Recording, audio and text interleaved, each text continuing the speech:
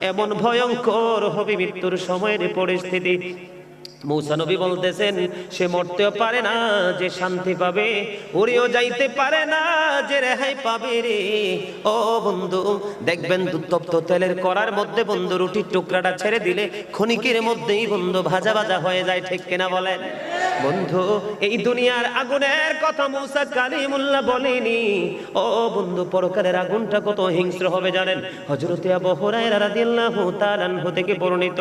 রং তামাশা করছো, হাসছো বন্ধু, উদাসীনতার মধ্যে জীবন কাটাচ্ছ।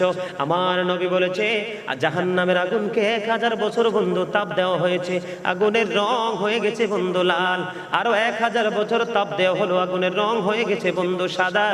আরো 1000 বছর তাপ দেওয়া হলো গো, আগুনের রং হয়ে গেছে বন্ধু কালো। একে একে 3000 বছর ধরে আল্লাহ আগুনকে উত্তপ্ত করে রেডি করে রেখেছে।